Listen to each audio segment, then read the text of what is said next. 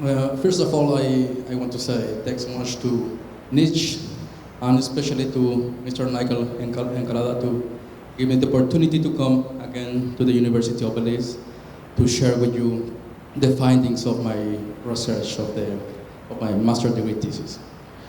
Well, the name of my presentation is Recovering Identity and Building Citizenship, the case of the urban Creoles of Belize City. Well, as I said, this is part of a research that I did. It was a comparative study between the inner cities of Jamaica, especially the West Kingston, and the inner cities of the south side of Belize City. In this case, I'm going to talk only about all this process of building citizenships in Creole people here. Well, as you know, all this context of violence and problem of gangs that you usually read in the news, well, it has a background, and well, I started to search about all this.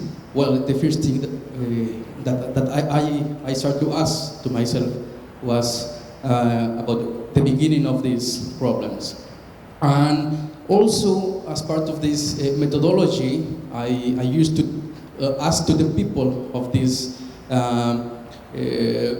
inner cities communities about how they perceive or when they identify that all these problems start in the old capital. Well, they used to say that one of the problems was the change of the capital when it was, you remember that it was in Belize City, but when the capital moved here to Belmopan, there started to appear some problems in Belize City. Another thing is all this process of culture in the 1980s when the independence was gotten from Belize, but also this new process of the national identity was coming with foreign influences, and it was strongest in the 1980s. In the 1980s, in the neoliberal stage, right? So also I started to check all the newspaper, especially from a Mandala reporter, newsletter. I think I remember that it was another newspaper. And well, the main changes was in the 80s and 90s, right? And also there are some a lot of papers that have told us about the television, the cable, and the music and the migration as other factors that give influences from all these contexts. So, but why does this social crisis of violence has been noticed in the Creole population? That's a question that I try to answer. Well,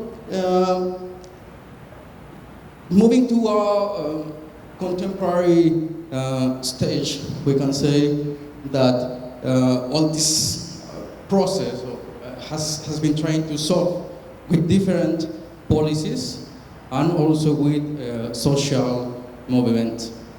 I want to start moving to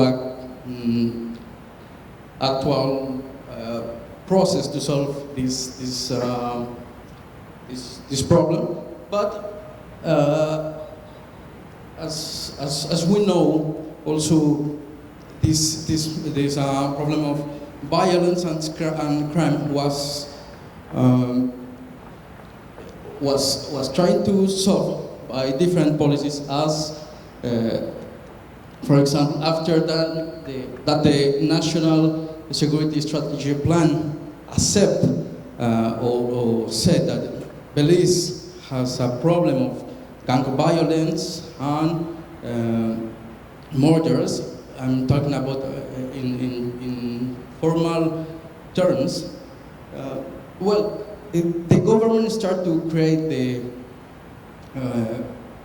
this solution, but with other work. For example, for example, start creating policies through the Ministry of Tourism and also through the National Institute of Culture and History. One of these policies that we can say that has influence to the Creole people or to the citizens to start working from the communities. It was, for example, through the Belize City House of Culture Downtown Rejuvenation Project. This is only one. But also the Ministry of Tourism and the NH, they start to work together, and they were focused to create a good condition in terms of infrastructure, tourism, and rescue of cultural heritage, and checking those projects, for example, we can say that they empower to the people to change or to change this context. For example, when I talk with some ministries of these institutions, well, they shared the project proposal brief of this of all these policies, but it was an special that said, for example, that this project increased the popular knowledge and appreciation of the society of his colonial heritage, and also seeks heritage to increase awareness of the own identity and the citizen's identity. So, as we can see, it's very, very interesting how the Creole people have moved to solve this context of violence. And well, another project that we can say that has been successful is the Restore Belize. For example, because when I used to walk around all these communities, I couldn't perceive, for example, that these communities as peace in the village, or Bacatown, Gaza neighborhood, ghost town area. So they didn't have, for example, areas where they could socialize or where they could do recreation, right? So this project of Restore Belize was focused on human development, education, also we can say social security and tourism. And now, if we see, there are a lot of changes in the south side of Belize City, where, for example, the infrastructure is different, right? Also, other projects where they involve to the people. And during all this work, I could interview to some guys or some youth that was in this program, and nowadays they are artists. Some of them are working, are studying the university. So this is also part of the results of these projects. And also another thing is that some international organizations have collaborated with this empowerment of the citizen. We have to mention too that these programs is also a result of what Mr. Gale and Mrs. Mortis gives in their research of male violence and social participation. You know, this book that is very famous. But continue with this research, I could see that some communities were very active, okay, in terms of work with their own people. For example, one of these groups that is very famous, and also that have been working with different communities of the north and south side of Belize City, is the group Baby Sing, and they also call it Days of Healings. They organize some activities in these inner city communities, doing cultural activities and some sports activities. So, but talking with these people, they share not only the group of babies, different groups that were working to finish with this problem of violence. They said that everything starts in 2013 when the murders in the street happened.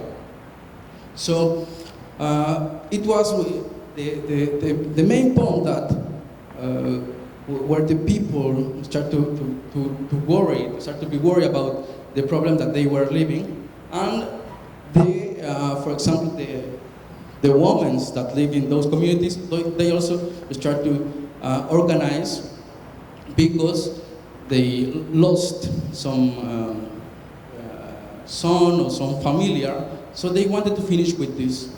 And also some former gang members that now they try to give peace to the community, as well as to teach good values and rebuild the community, right? So that is very interesting because, as you know, also the stereotype of these people that live in the south side of Belize City or these marginalized areas, there is a stereotype of these communities. But we have found that there is a very strong culture of community inside of those areas, as well as a recovery of the values.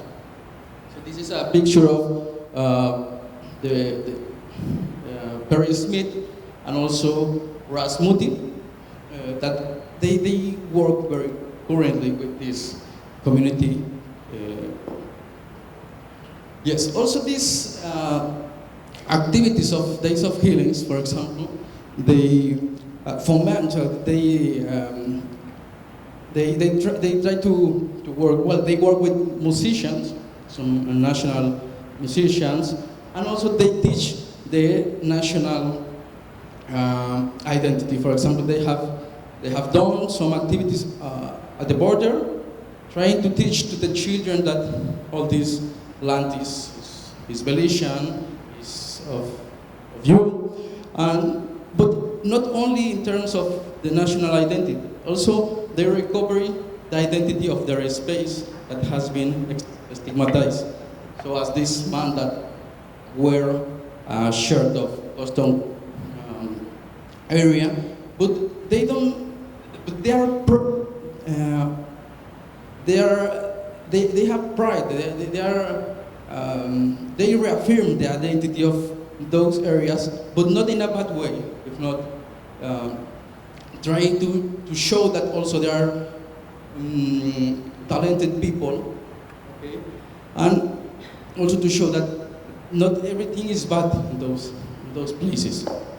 Another group that has worked close with the people is the famous Drums Not Guns that we have seen near of the river, near of the bridge in Belize City. So they foment to the children of these inner city communities that they have a rich culture. For example, they promote with Belize African Connection. That is another group. They work together. They promote the African history and culture as part of their identity. So when we talk with the children, they can teach you the history of Africa, the history of the Creole culture, and that's very interesting. And also, they have used the drum as a weapon that reaffirmed the identity versus the violence and external cultural influences. So, this is some images, pictures of this group, Drums Not Guns. This is a Creole circle, a drum circle, where they play sambais, they play other Nyabingis songs, and also they interact not only with Belizean, also with foreigners. But there are other organizations that have worked with the community for more than 20 years, and they have had a good role in all this process of citizenships with the Creole people. And this is the Belize Action Community, which they work with some education projects, also with preparing some sports activities, and mental preparation, and food health, right? And there is another one that is very, very famous and have been doing very important work in Belize, that is the National Creole Council, which have been teaching the cultural richness of Creole language and the rise, the values of the traditions. So, as we can see, there are different organizations that have been playing a very important role in this process after the independence. And well, another one that have also collaborated in this process, but in terms of a regional aspect, is the Central America Black Organization, which work with all of them. In conclusion, these projects we can say that has give positive impacts to the Creole people, and also they are not working only with Creole population. They work with different ethnic groups. For example, I have seen how they work together with Maya or Latinos people, and trying to unify these stereotypes of that they are separated, right? And also promote in communities of South and North of Belize City this culture of community, and live with peace and with not violence, right? And we can see that this movement emerged after 10 years, well, 10 years after the independence, giving a social science of political values to transform social reality and solve problems. Also, another aspect is that they finish with the stereotypes of marginalization, marginal communities and their population, to show to the citizen that there are hard worker people with values, and that, well, they, in fact, they have been, we can say, marginalized.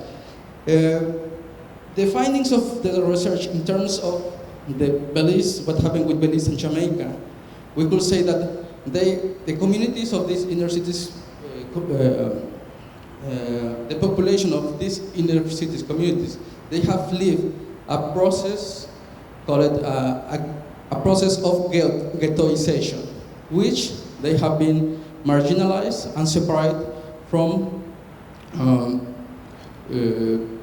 for example, we can say some policies from the stereotype of people that live outside of these communities. And we can see that people from Jamaica and Belize, for example, they are living criminalization of the black population, especially about the youth that live in these inner city communities. Thank you so much.